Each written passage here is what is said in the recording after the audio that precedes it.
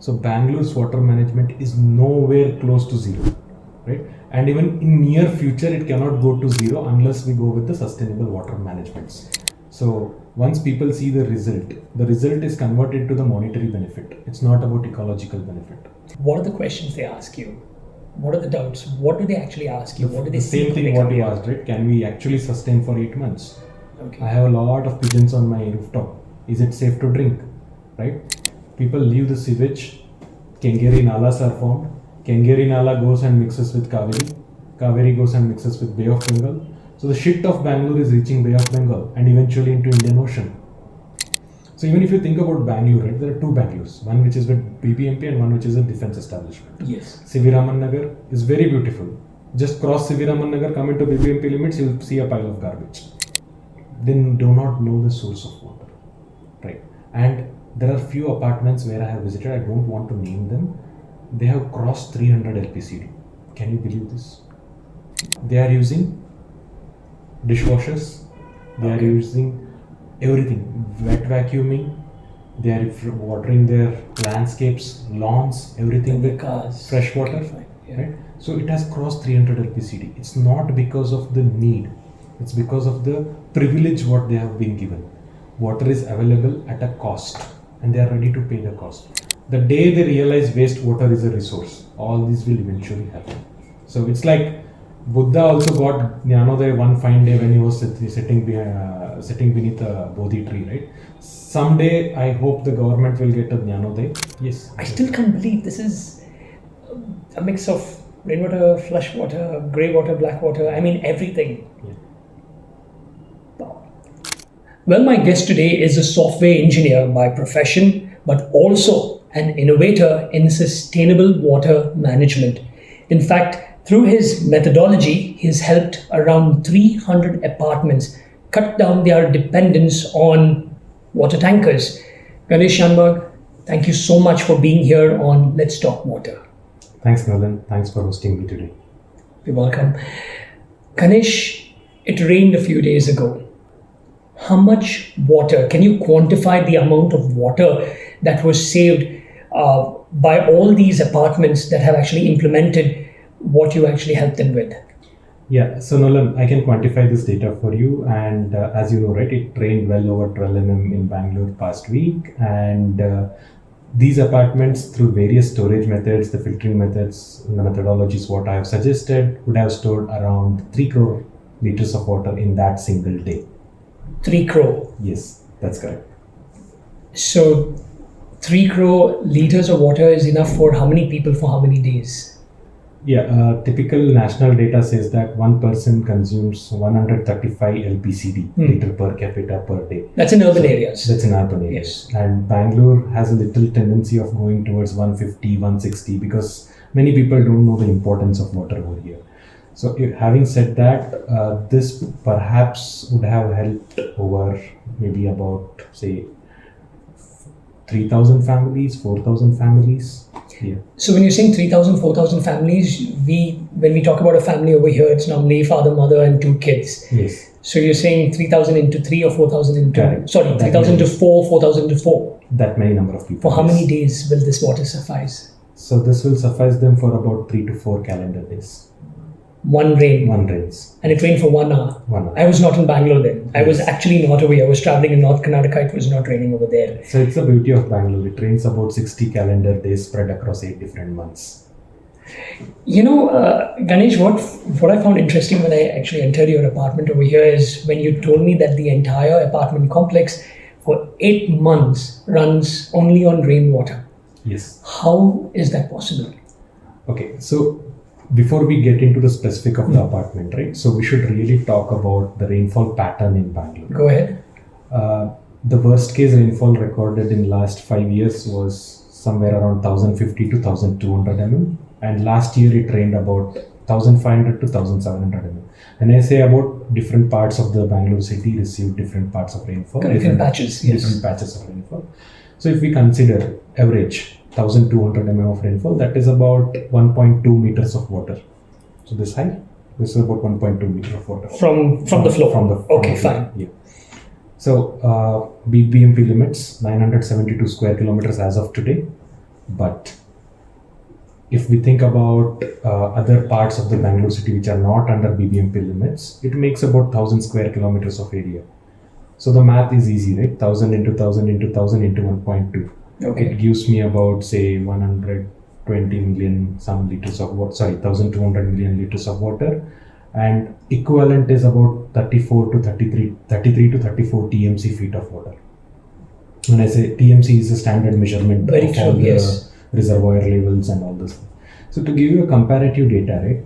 Kabini reservoir is at 10 TMC. Harangi is at 35 TMC. Okay. KRS is at 49.2 TMC. That means in Bangalore it rains sufficient to fill one Harangi reservoir. That's the quantum of rainfall Bangalore receives. It makes one of the wettest metropolitan cities in this India. We are a hill station. We keep forgetting that we are a hill station. Right, we are a hill station. I know my relatives. That has its own problems, which we'll talk about. Right? Very true, and they would tell me that earlier, say about in the 80s or the 70s, they would be wearing sweaters. I think till the month of February, it was only March that they did not wear sweaters, and again from May onwards, sweaters were on. Now, I don't think I've even used a sweater in December. We are taking a hit due to global warming. It's a climate change is real, and we are witnessing that. But many people don't believe that. We're still chopping trees. We're still destroying our lakes. Chopping trees is one thing, destroying lakes is one thing. This is because of unplanned urbanizations what has happened.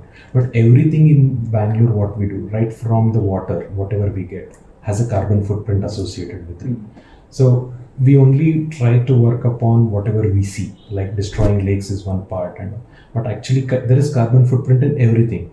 So one of our gurus said, whatever you tear has a carbon footprint. If you're buying some chips from the market, tearing it has a carbon footprint associated with it. So just think about earlier days, right? Like everything was done right there. Like we had girnis which used to do floor mills. Today what we are doing, we are getting packed everything. It is tailed. So it has a... Tear them, yes. It's a tear and eaten. It has carbon footprint in logistics. It has carbon footprint in packing, and it also generates plastic, right? So this carbon footprint calculation is not just about what we see surroundings. It has a deeper meaning to it, and it is also related to water. No, it's good you mentioned plastic because I just want to tell you about my experience when I traveled across North Karnataka. Villages, one would expect the amount of plastic in villages to be less. The moment you enter a village, you have mounds and mounds of garbage, piles of garbage, and you know what? It's not straw, it's not paper, it's plastic. Yes. Bottles? Yes. Plastic. Bottles, plastic. Everywhere. And I've noticed this in almost all the villages that I've gone. Yeah, so villages have become the urban dump yards. And wells. I was so happy. I mean, I'm fascinated when I see open wells. But the moment you peep into the wells, you see it's pretty deep. And you know what's down there? Sewage and plastic. Yeah, unfortunately that has happened. So probably we should think about ways of clearing this mess, and we should have, that's what like I call myself a sustainability management advisor, right? So we should think about having this water supply in a sustainable way without harming the environment like we have done till now. Okay. So tell me, how did you get into this? Especially rainwater harvesting. Yeah. So I mean, before I ask you how it works, how did you get into this? yeah, so the place we are sitting over here, right, 1 kilometer radius, we have one of the oldest lake in Bangalore. It's known as Beur Lake. I'm Okay. sure you know. For our viewers, we are in Electronic City. We are close by. Very to close Electronic to- City. okay, It's a fine. place called Singasandra, and it's like 1 kilometer away from Beur Lake. My Okay. apartment is 1 kilometer. So again, as you call, right, development.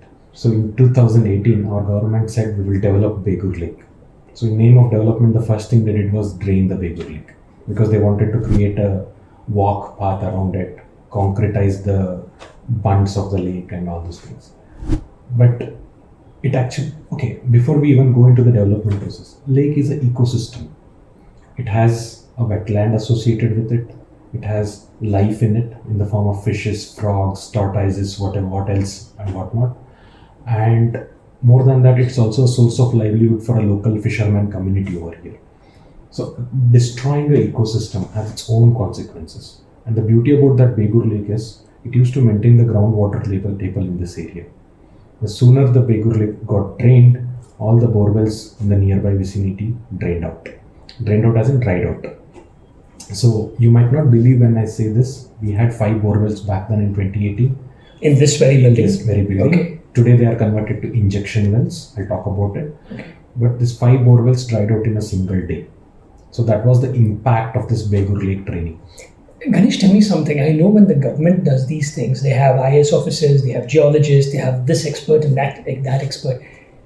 2 things. Don't the experts tell them, or the politicians don't want to listen to them? Yeah, it's either ways. So one, whoever is on the board is not qualified enough to take these decisions. They are on some political quota rather than education quota. And whoever wants to talk these things are labeled as activists, and they have a lot of other things happening in their own life, right? So if we want to talk more about this, right, killing an ecosystem, yes, government I think is incompetent in taking these kind of decisions. And yeah, we have seen this across, right? So Bangalore and Vartur. Bangalore is a classic example. I don't know what's happening over there. And it is right next to government establishments like HAL. They could have done a lot of things, but in reality, nothing is happening. Everything is happening just on paper. So the same story goes with Begur Lake. I mean, to tell our viewers, right, a little bit more about Begur Lake. So this is the historical part of the city. Why historical part? Because we all say, Nanu Benda Kaluru in the Bandam, right? Because Bangalore got its name from Benda Kaluru. So where is this written? It's written in the inscription found in that particular lake. Today also there is a temple right next to the lake. It's called some Ishwar temple. So basically, the story goes like this, the legend goes like this. The Hoysala king in the medieval time came over here for hunting or anything like that. He was damn hungry and he went to a village nearby. He asked for food and he was given boiled beans, Bendakadu. That's how the city got its name, Bendakadu. And this is a historical lake. It was existing for centuries. I need to go and visit that. It's still there, right? It's still there. Okay. But one damn decision by government actually ruined it, right? And we could see the disturbed ecosystem over here, right? And that's what made me change in my life, right? Honestly, till 2018, I was like a common man who gives shit about water. My tap, my pani aa raha hai, I don't care about it. And what is carbon footprint, I don't know. But that one decision when we lost all 5 borewells made us think about, okay, as other apartments, we also switched to tankers. But one fine day I followed a tanker. And just to realize that he makes 20 kilometer trip, which is a 40 kilometer round trip, to get the water to our place.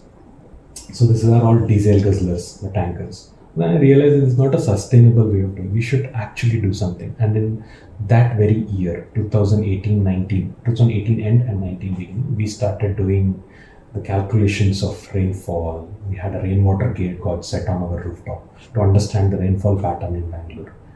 And then slowly and steadily till 2025, we are here sitting on being the water positive society.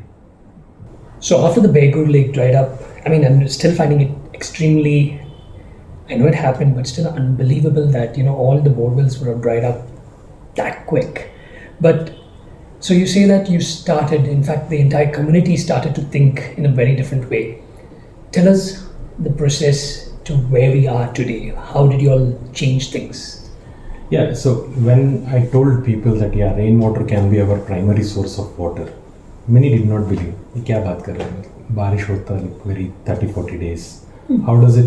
How can it scale for this building of this size? But many people know the number of days of rains, but the quantum of rains, it can only be quantified by some tangible results, whatever we should. So what we did was we have some catchment area of say about 37,000 square feet. We decided to do the catchment of just about say 4,000 square feet first to give it a try, right? And back then AliExpress was working. We sourced a lot of filters from AliExpress, and we ourselves did some plumbing modifications to get the rainwater into those filters to the underground tanks, whatever we have. So you might not believe, right? So this actually got a reduction in the tanker bills. And this was in the month of February, March, because in 2019, if you go back and see, it rained in February and March. Good amount of rains. This was able to bring down the bill, the tanker bills.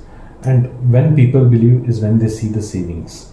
So how much? I mean, how many loads of tankers that you will have to get? I still believe that it was about, I still recollect that it was about 30 to 35 tanker loads per month. Per month. We were able to save. And dropped it to? No, we saved by 35. So how many did you, how many? Every day we required 4 tankers. So 1/3 of our consumption came down just because of the rainwater harvesting. And this is because of the rains in February and March. Yes, that's correct. Then. This is 19. 2019. And part of our catchment area. So people saw. They believed. See, nobody cares about ecology. Nobody cares about environment. All people care is about monetary saving. Right? So you were able to get a monetary saving. That means it's a viable project to do. Who talks about sustainability nowadays? That's very corporate. Yeah, of course. In a society where we have hundreds of people living, all that matters is savings of money. That's it. So it's not about nothing to do with the environment. Nothing to do with the environment. So it's all about saving the money. And even today, the people who approach me is not for saving the environment, it's for saving the tankers' bills, whatever they are paying. You know what, in a way, Ganesh, it makes sense. Even though they don't care about the environment and it's all about the money, yes, ultimately it's the environment which is it. Oh yeah, since you brought up this point about environment, right? So we should talk a little bit more on that. So there is something called water carbon equation. Okay, so whatever glass of water we drink in Bangalore has an associated carbon footprint with it, which is very, very, very large than other cities of this state. Why so? There is a concept called LDW, long distance water. Kaveri. Bangalore city gets its water primarily from Kaveri. It's about say 18 to 20 TMC of water from the Kaveri basin. True, and we're pumping it from there. From there. And you said Bengaluru is a hill station. Yeah, so we're pumping it against gravity. We get it from Tipgondanhalli Reservoir, Shiva Anikat, which is in Malvalli, even like Mysore, Mandya, all these pumping stations. We get water from about 127 kilometers away and 2000 feet against the gravity.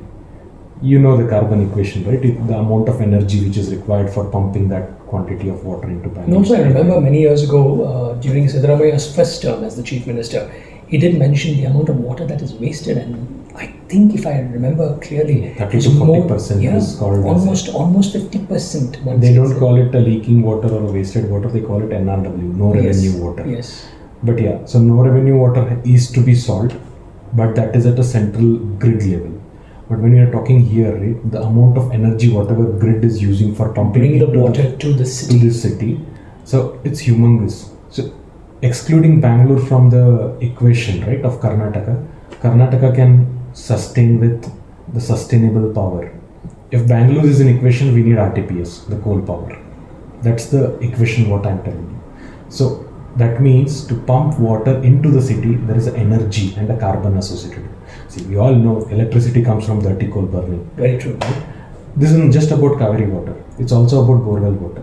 The depth of borewell has crossed over 2000 feet long back. I was assuming it's about 1800, 1900 feet. Yeah, I was joking to you, right? So someday it will come out of Donald Trump's backyard. So that's how deep we are drilling it. So how much is it now? Yeah, new rigs are capable of drilling about 4000 to 4500 feet. So now assume the amount of energy required to lift the water, right? So from that depth, you need pumping.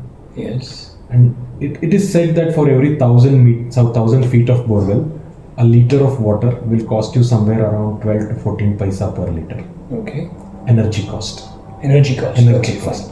More deep we go, more is the energy cost. So even the borewell water or the Kaveri water, whatever it is associated with the carbon footprint. And we all have seen our Prime Minister speaking, right? We are going with net zero by 2070. What is net zero? Net zero is something like you have zero carbon footprint or you're close to zero carbon footprint. So Bangalore's water management is nowhere close to zero, right? And even in near future, it cannot go to zero unless we go with the sustainable water managements. So, and rainwater primarily is a zero carbon water. No, I get this. Now, I'm still a little shocked about the 4,000 odd 500 feet. My one question is this. With the pollution that's going on over here, 4,000 feet, you're drinking that water. Is it safe? No, it's not, because it has all kinds of hard chemicals dissolved in it, and it's also called as fossil water. That means it would have rained some 10,000 years back, and the percolated water is what we are extracting today. And borewell water is coming from the confined aquifer, but the open wells come from the shallow aquifers. So the confined aquifers were confined there for like 10,000 years or something like that. And it will have, though it doesn't have exposure to bacterial contaminations like the urban sewage contamination and all, but it has definitely contamination with respect to the hard metals and all those things which are found at the depth of the earth crust. Hence, you require. All the jugaad to be done to make it into drinkable water. That's why every apartment complex has a bulky WTP in the basement. Okay. The dark secret of any apartments is found at the basement. Okay, we'll get to that. But first, I want to know about your system. I'm interested to know, especially after entering this apartment and you telling me that for 8 months you somehow manage without Kaveri water or tanker water. How have you done that? Yeah, so there is a flawed concept in rainwater harvesting. So when somebody talks about rainwater harvesting, the first thing that will come in their mind is we should dig some pits, we should leave all the water for the recharge to happen, and that will make sure my borewells don't go dry. This is a flawed concept. Why flawed? Because I spoke about water carbon equation, right? Extracting the water from borewell has energy cost associated with it, which again relates to the carbon emissions. But if you think on the other way, rainwater is pristine and crystal clear is a natural form of the cleanest water whatever we get. And that rainwater, instead of sending it to the ground, we today have technologies which, using the gravitational flow, makes it into potable grade water, right? And the rainwater, whatever is falling on your terrace, can be made potable and stored, and the same water can be used throughout the year instead of actually letting it into the ground, right? Okay. By this, your carbon footprints will reduce, because whatever comes till the ground level is having zero carbon associated with it. The only thing is what is required is to pump from your ground level to your from your sump to the other which is unavoidable. That's the only carbon footprint associated with it, and it's the pristine quality of water. You don't need to do any further treatment. It's a potable grade water. Okay. People will have questions about, hey, my terrace has pigeon shed and all those kind of things. So we use ozone for disinfection, atmospheric ozone generators, very damn cheap devices. They pull oxygen from the atmosphere, make it in O2 into O3, and bubble it into the water by disinfecting all the biological contaminants. So you have that system in place over here. That's correct. Okay, interesting. Now, the question that I asked you when I came over here was that, how are you still managing for 8 months? Yeah, for that, because you said you have the storage capacity of about what, 6 lakh 6 lakh liter liters. That's the storage capacity. How do you manage for those many months and those many days? Yeah, so for that you have to visit the IMD website and look at the pattern, rainfall pattern. Okay, fine. So Bangalore has about 58 to 60 rainy days in a calendar year, okay, and spread across 8 months. Okay. Right from February till November. You saw rainfall in March, right? Yes. There will be rains in April and May as well. That's the beauty of Bangalore, because it's a hill station intersection of the winds coming from Bay of Bengal as well as the Arabian Sea. Very true. That's how the rainfall pattern in Bangalore is. And the 60 days are spread across 8 different months. And if you plan your storage well, right? When I say well, it should have a capacity to serve you for at least a week. You can stretch from almost till end of February till end of November. End of February till end of November. Okay, fine. And you can just run the apartments with rainwater. Nothing else would be needed. Wow. Yeah, I also told about worst case. We had 1.2 meter rainfall, 1200 mm. But last year it rained 1700. Yes. 1700, right? And few select patches it even crossed 1900 mm, right? Which is almost 2 meters worth of water. And where did this water go? No, everything is concrete in the city. We all let it on the roads. And this is what came in the news, saying that, hey, look, Bellandur is flooded, ORR is flooded, Ebal is flooded. Bellandur is not flooded. Bellandur roads are flooded. Bellandur roads are flooded, okay, fine. And even in the couple of days back, whenever it rained, You can just go and see the tweets I from Bangalore remember traffic police. I received so many WhatsApp images, WhatsApp videos. Right. As a journalist, my other colleagues would be sending me, and I was in North Karnataka, and I'm like, what's happening? This Hebbal was is normal. flooded, Yalanka was flooded, the way to airport was flooded, right? So, whatever it rains over here, we are just causing urban flooding. Yeah. We are not holding the water back, right? So, that's the sad situation of this city. Our lakes do not have the capacity to hold water anymore because of it's not desilted. Yes, it's not desilted, they have become an urban dump yard, Yeah. they have become demolition dump yards. You Sewage demolish, pits, yeah, yes. you demolish an apartment or demolish a building. CND goes over there, It yeah. goes the RCF or whatever we call it, right? The debris will go and Yeah. sit on the lake bed. So it's all again because of the government policies, right? 1974 we switched to river supply, LDW, long distance water, Kaveri. But before that we were drinking from lake water. We used to maintain our lakes because lake was the source of drinking water for us. We never used to contaminate the lakes.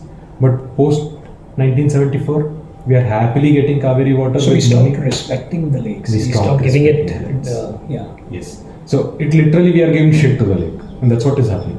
Lakes are sewage dump yards. So And what happens? it's not we who have done it; it's the authorities themselves have done it. So back then there was a Rushavati river. Yes. There is a history why it is called Rushavati, right? Vrishava in Sanskrit means bull, and it is coming from the Doddabaswangudi, which is a bull temple. Correct. Yes. It touches the foot of the bull and it flows and joins Kaveri basin. Okay. That's why it is called Rushavati. What is it called today? Kengeri Nala. It's the same river. We started disrespecting lakes, rivers, and everything. That's why the sad situation of the city. Otherwise, once called a beautiful city of this country. It still can. We can still get it back, provided we decide that okay, these are the things we have to do, and let's do it now. That's why we are talking today. Yes, and that's the reason. Let's talk water. I just want people to start talking about water. Exactly. To know how important water is, because without water, civilizations have gone. Yeah, very true. Even like history says, Indus Valley civilization, and it might not be right factually because there are a lot of studies, but one study says because the part of Indus dried up, the population migrated to the other part. No, but it makes sense. Makes If there is no water in Bengaluru, I mean, God forbid it never happens, but if there is no water over here, what happens? People have to migrate to some different parts. True. So water is the essence of everything. Water is life. Yeah. So tell me one more thing. So if once your tanks are full, what happens to the excess water? Yeah, once the tanks go full, which rarely happens because of our capacity, if it goes full, then it goes to the recharge pits. Because Those are those bore wells that you have, Yes. which are now recharge pits. bore wells converted to injection wells as well, which is used for injecting the water into the ground. And we have enough capacity, and I think it can hold up to like injection wells, and the recharge pit can take about 10 lakh liters of water easily, and it goes into ground and percolates. That's how we have designed the systems. Now, around 300 odd apartments are also using this rainwater harvesting system with your methodology. How different is your methodology when compared to normal rainwater harvesting systems? Yeah, so that's what I told, right? So in a normal rainwater harvesting system, the first priority is given to recharging the bore wells. Okay. And they never convert it into potable grade water for the direct consumption right here. But many of them know they have it. The water stored, the water flows from their rooftop into tanks, into small mini tanks. That's where you are seeing the methodology what I am following. Okay. But if you go and look at, there are 30,000 plus apartments in Bangalore. Yes. And everyone says they have RWH. Yes. And this is the flawed RWH what they have incorporated. And to give you the facts, right, it's there on the BWSSB website as well. The groundwater extraction of Bangalore stood at around 12 to 13 TMC feet, okay, which is almost equal, little more than the Kabini full storage level, right? That much water we extracted, but we haven't put back that much water into the ground. And the worst estimate says that it was just 0.5 TMC which went inside. That's it. That's it, right? We are over extracting. So even if I try to recharge, I am doing the charity. It's not sure that I will get back the water. And there is a carbon the footprint associated with extracting. Because again, you're back the extracting. water. Yes. So that's why I say don't do these things. There are better ways of recharging, right? Okay. So whatever rainwater you get, just use it directly for your potability purposes. In your apartment, you showed them the value, and hence they changed. How did you convince other people? Is it the same way? It's the same way because many people in Kannada we say, right, Kannare Kandaru Pramanisi Nodu. They want to come and see the results, right? So you show them the results over here. You should come on the weekends to our apartment. There will be like 15, 16 association who will be standing right to look at the results, what we have achieved. So once people see the result is converted to the monetary benefit. It's not about ecological benefit. Tell me something. Tell me, what are the questions they ask you? What are the doubts? What do they actually ask you? What do they The same thing what you asked, right? Can we actually sustain for 8 months? Okay. I have a lot of pigeons on my rooftop. Is it safe to drink? Right? So these are the kind of questions. And the third question is mostly about what is the maintenance involved? How frequently these filters have to be cleaned, because Bangalore is now a dusty city, right? Very Under true. construction Yeah, too much city. pollution and all that. Yeah. So these are the typical questions what I get from the visiting people. You also mentioned, I just want this, you mentioned that rainwater harvesting is much more better for the environment. Yes. What is that? Okay. So when we talk about carbon footprinting, right? So I'll give you in terms of energy. The largest energy consumer in this state is BWSSB Because of pumping. because of pumping, Okay. right? And pumping, as I told you, is coming from RTPS, dirty coal which is burning in Raichur. But if you think about rainwater, all the processing happening via gravity. Until the point your sumps are filled, there is no additional pressure, power involved. That makes rainwater a zero carbon water. And I'm sure everyone knows about this, and viewers know about this, right? Like our Honorable PM Modi ji has signed this Paris Accord, which is a accord for climate change, and India is expected to go net zero or carbon neutral in 2070. It's still like 40. It takes time, yes. It takes time. But other countries have targeted from 2030. 2030 onwards, yes. And that's why United Nations has these guidelines, SDG 30, Sustainable Development Goals 2030. And one of the SDG says a city cannot get water from more than 30 kilometers away because of the carbon footprint associated with pumping. Kaveri is 100 plus. 100 plus. And here it's vocal for local. You are getting all your rains from on your terrace, you are processing it, storing underground. No pumping. Now imagine if everyone in Bangalore adopts this. What is the carbon ton saving? What is There's that no doing? necessity of any Kaveri water at all here. At all. Yes. No need of that's first right. stage, second stage, third stage, seventh, eighth. I mean, we won't need You any won't of need those it. stages. You won't need it. You won't need any of the long distance water in this city. When I say it's rainwater harvesting, it's at your level as well as reviving those lakes, because lakes as well are the catchment areas for the river, for the rains, right? So if you manage your lakes really well, the city can get water from the lakes on the grid, and during monsoon they can be self-sufficient by harvesting the rooftop rainwater. But the first thing people are going to say is we do not have the money to spend on a rainwater harvesting system. It's too costly. What would you tell them? So that's why I told you, the people who come to me are more interested in monetary benefit rather than the ecological benefit. Any sustainability project you do, the ROI, the return on investment, is 3 to 4 years. That's it. So for example, if like we invested about 4 lakhs rupees in our RWH project throughout all the stages put together. So the 4 lakh rupees would have been recovered in just 3 years because it cut down on my water cost on the utility as well as on the tankers. So in just 3 years you will be square man. So these are capex heavy systems. There is no operational expense. But rest everything is like you have little capex, more opex, operational expense. I also want to tell the viewers over here is that this water that I'm drinking over here, can you tell me where is this water from? Yeah, so this water has 2 sources. One, which the rainfall, which happened last week. Okay. We captured 6 lakh liter as I showed you. And the second is the white water as we call it, which is sewage to drinking water project. So basically this water is someone has flushed from the toilet, and also your soapy water all mixed together. Yes, converted back into drinking grade water. When I say drinking grade water, it is IS 10500 certified. It's absolutely So, tasty. I just want to add one thing. So there is a veteran from Hyderabad. He is like 85 years plus. His name is UB Sitapati Rao. He always says this: there is no wastewater. There is only wasted water. It has a very deep meaning. Whatever water we are drinking today is the same water what dinosaurs used to drink 67 million years ago. There is no new water getting generated on this planet. It's only getting recycled again and again through that natural water cycle. There is absolutely no single drop of water getting generated. It's finite resource, right? So this is the same principle what we are using, expediting the process of cleaning. So what is happening otherwise in this city?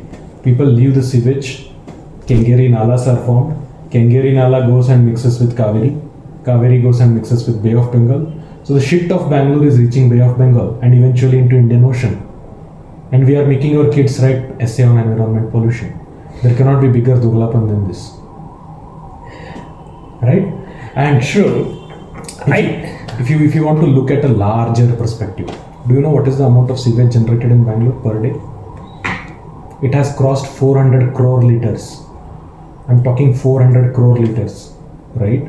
So now look at the enormous potential of this 400 crore liters of sewage. One, it can be converted into drinking water right here in the Bangalore city. Take Singapore as an example. They import sewage from Malaysia, convert it into drinking water, and they call it new water and use it because they don't have a water source. Yes, we can look at it. Second, due to the natural water flow of the Bangalore being the hill station, the sewage naturally flows either through Biddi Correct, yeah. or to Chikballapur, right? It can also act as a viable, if treated efficiently, it can also be acted. It can also act as a viable source of agriculture because what do we grow in Mandya? It's a sugar bowl of Karnataka, right? We grow sugarcane, and to grow 1 ton of sugarcane, you require how much? 16 ton of water, right? But isn't the government doing that now with the treated water STP? We are treating it and sending it to Kolar Yes. to rejuvenate the lakes over there. You are taking only the successful project, right? Okay. So this can be 1 in 20. Okay. That's we call it as KCV. Yeah, the Koramangala KCV, Challagatta Valley project. Valley, yes. That's the only successful thing which has happened. It has not happened in Biddi. The Biddi STP is dead. It has not happened, and the raw sewage is flowing across. But yeah, this is a successful project because it's a limited scale project. But that is what is it has converted the barren patches of Chikballapur and Kolar into greenish farmscapes, Yes. and Bangalore is getting vegetables back from these localities, cities rather. Yes, this can be done at a larger level. It was a pilot project, it was successful, and that's what I'm coming to. Wastewater has immense potential. Agriculture is one, right, which we just spoke about. Just imagine 12 to 13 TMCs of water from KRS dam is reserved for agriculture. If that is negated, you get more water stored in KRS. True. You don't have interstate fights as well, Yes. right? And second important thing is industry. Just take at the industries around Bangalore. We have rail wheel factory. We have industrial area of Pinya, Biddi. They use huge amount of fresh water for cooling down. Yeah, we don't have to do that. We don't have to use the Yes. fresh water for cooling. You can use the treated water. In fact, railways is doing it for a larger extent. But I'm just giving the example. The cooling down or the malls, cooling towers require huge amount of fresh water. They can use treated water, right? So there are enormous applications. And third is infrastructure, construction. You just go across. What is stopping the government or the authorities from doing this, according to you? Yeah, I mean, to give you the honest answer, government wants to invest more on infrastructure towards the fresh water. They haven't thought about wastewater as a resource. The day they realize wastewater is a resource, all this will eventually happen. So it's like Buddha also got Jnanodaya one fine day when he was sitting beneath a Bodhi tree, right? Someday I hope the government will get a Jnanodaya. See, Buddha was alone. Yes. Here you have experts, time a dozen experts. Right. I always mention this. The bureaucracy is there. IS officers are there. Experts are there. Is no one telling them, or no one wants to tell them, or There they are don't want to few listen changes to them? what are happening. I know you spoke to Vikas in Yes. your previous podcast. Yes. In few of the It was an government. eye-opener actually, what all Vikas told me, and we were shocked.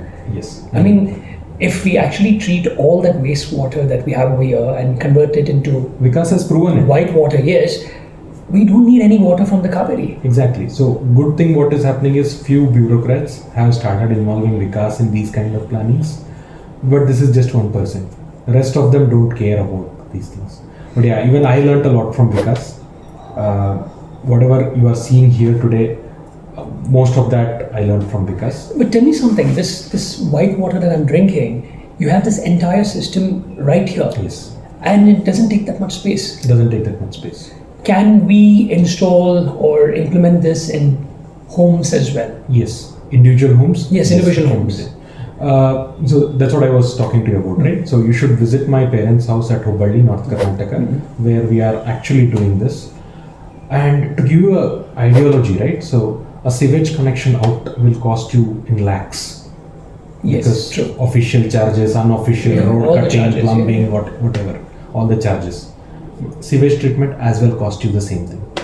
So you can have everything inside to get back into drinking grade water. Ganesh, this is all interesting, but I also want to know about your home where we are right now sitting and recording this podcast. Your entire electricity is run on direct solar power. But what's more interesting, especially for me, was, apart from the water, the RO system that you're using. What is that?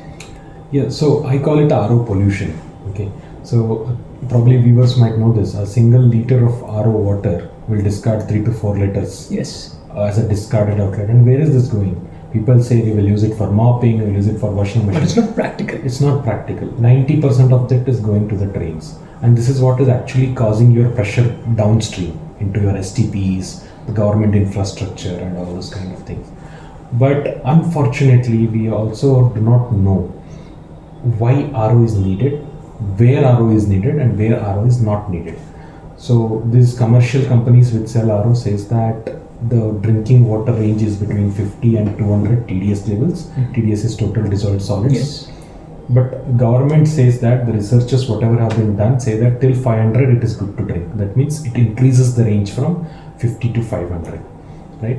And also there are a lot of premier government agencies like Baba Atomic Research Center, DRDO. They have done a wonderful job. I'm sure you have traveled in trains, right? Yes. So the trains which used to be called as the largest toilets in the world today have bio toilets and vacuum toilets fixed. And who did this? It's all DRDO, right? The bio toilet mechanisms, the enzymes which are needed to break down the bio waste, they were all researched by our government labs. Similar one innovation was done by BARC, which has come up with a hollow fiber UF kind of a technology which will kind of reduce your discards to almost zero. When I say almost zero, it actually discards once in a month rather than discarding every time. So this is what I have fixed in my house as well. It's a bark membrane, but unfortunately government is not selling it as a packaged product. It's all available as component. So and you have to assemble it. You have to assemble it. And I did the assembling part. A few of us are using this bark membranes.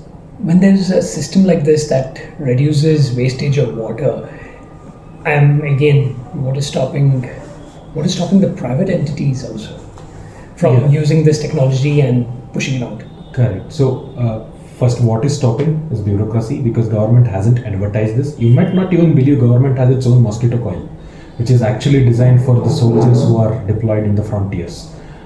So all these technologies, whatever are developed by DRDO, BARC or any other premium government agencies, right? They were actually designed for soldiers. Like the toilets, what are used in railways. A similar one was done for soldiers who are deployed somewhere else. True. Right? Because they are not connected to the grid and always sewage is a problem. So these were actually designed for soldiers, and some of it is adopted by the civilian community. So even if you think about Bangalore, right, there are two Bangalores, one which is with BBMP and one which is a defense establishment. Yes. CV Raman Nagar is very beautiful. Just cross CV Raman Nagar, come into BBMP limits, you'll see a pile of garbage. Right? So the adaptation from defense into civil is where the bureaucracy hurdle is. I'm sure like those who are listening to this, few of them will start this as an innovation by bringing in the good practices from the premium agencies for the usage into the civilian world. Is there anything that you would like to tell the people who are watching this, our audience, when they listen to this? Like, what should they do and why should rainwater harvesting be implemented pronto? I mean, we're already late. It should have been done yesterday. Yes, it should have been done yesterday. So there are 4 things which has to be done today at any cost. 1, fixing the aerators. Right? Last year, BWSSB made it mandatory to fix the aerators. So to tell the viewers what are aerators, a tap, if you just turn it on, it has a potential of dispensing 12 liters in 1 hour. But you fix the aerator to the tap, it will mix air and make it foamy, misty, whatever you want to call it. And the flow of water reduces to 3 liters per minute without changing the impact. Just think about it, I'm washing the hands, right? I can very well do it with 12 liters per minute as well as 3 liters per minute. Same with goes with shower. But something interesting I want to tell you. So this was told to me by Raghunandan from Konarak Meters. He said that the moment you fix aerators, people complain that there's no water. People want that, water flowing down. The moment you open the tap, they want that gush of water. That's one. And in the villages, I don't know, you would have heard of the Jal Jeevan Mission. Now, the Jal Jeevan Mission, initially they made sure that the liters per minute, LPM, was about 3 to 5, somewhere around there. The villagers protested. The people there stated that if you do not give them above 15, or at least 15 and 20, they do not want this. Yeah. They want it in such a way that the moment they open their tap, water should just gush down. They don't waste water, but they don't want water to flow slowly. Nolan, you are right. So basically there are 2 different landscapes over here. One is the rural landscape and one is the urban landscape like Bangalore. But the people, both the people want No, there is a difference. There is a difference. Because the Jal Jeevan Mission is not grid supplied pipes to the entire households. Okay. It's a common point where people collect the water and take it back to their homes. No, they all have individual taps pipes just outside their homes, but they have to carry it in some vessel inside Yes, their home. yeah, correct. So that's why they need the flow to be highest. Okay. But in coming to Bangalore, right, as I told you, 135 LPCD is not honored. Why?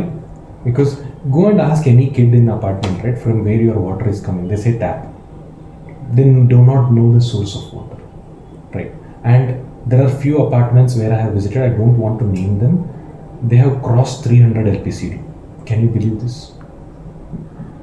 They have crossed 300. No, I can LPCD. believe you actually. Because they are using dishwashers, they are using everything, wet vacuuming, they are watering their landscapes, lawns, everything And the with cars. fresh water. Okay, fine. Yeah. Right? So it has crossed 300 LPCD. It's not because of the need, it's because of the privilege what they have been given.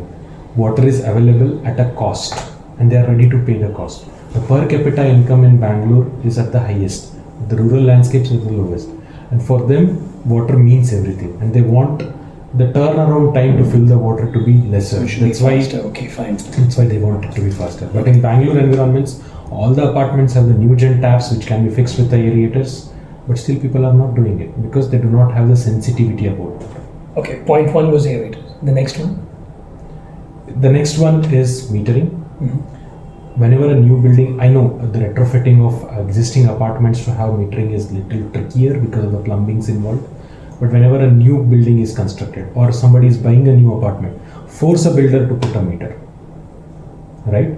Or like if you are tenanting it, if you are renting the space to somebody else, every individual space should have the meter.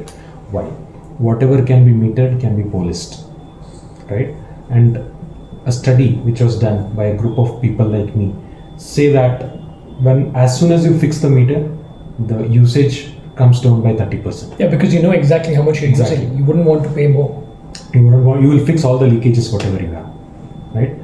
And the third one what I wanted to talk about is, so these are the 2 things which have to be done at individual levels, right?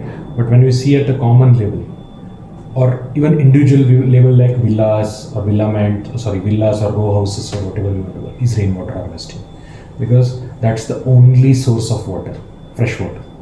Bangalore has no rivers left. It's the only source of fresh water is rain. The fourth one, wherever you don't need potable water, don't use it. Like for example, flushing.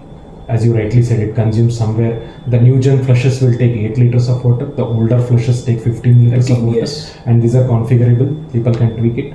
And it should not be flush. It should not be fresh water. The flush water should not be fresh water. It has to be a treated water. And make sure that If your apartments doesn't have a STP, make sure that it is operational. If it, like most of the apartments have it but not operational, it should be made operational. That will reduce your freshwater burden a lot. And as you saw, right, this water is not a wasted water. It can also be converted into white water. I know, I'm drinking this. And Vikas won the change maker of the year 2024 for this technology. It's fabulous. It's more fabulous because you have the system right here in this building. Yes. It's not a, because normally when people say you need to implement such things, you need those big buildings, and here you've done it in under a small shed. Yes, it's like a single car parking area, you can That's say. it. That's it. And I'm drinking this water. You're drinking that water. Yes. Wow. So if we follow these 4 steps, these basic 4 steps, we can actually be completely free from the grid. We don't need Kaveri, we don't need bore wells, right? And yeah, if you are constructing a new house, please do not drill bore wells for it. Get treated water for construction. BWSSB sells treated water via apps. There is Boson which sells treated water via apps, right? Why do you need to destroy an ecosystem for it? Why do you want to make another hole into Mother Earth for getting the water which is used for your construction? And by the way, construction is having a lot of embodied water. A study says more than 90% of the groundwater is used for just curing the concrete. Very true. Yeah, I've heard of that. And it's also the largest carbon emitter. 8.2% of the global carbon emissions are due to concrete. Wow. Okay. So I think we've spoken a lot on these things. I've learned a lot.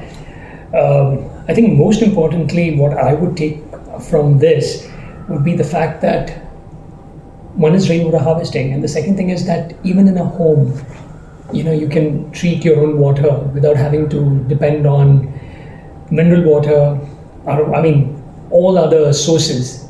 It's just there. Yes. I still can't believe this is a mix of rainwater, flush water, grey water, black water. Everything. Yeah. Wow. Thank you, Ganesh. This was very interesting. I really enjoyed this conversation. Yeah, thanks, Nolan. It was good. I hope at least 50% of the viewers, listeners will bring in a change to save all our cities from becoming another Cape Town. By the way, Cape Town also was flawed because they did not do the rainwater harvesting, but we should not go day 0 of having no fresh water at all. Let's hope so. Thank you. Thanks, Nolan.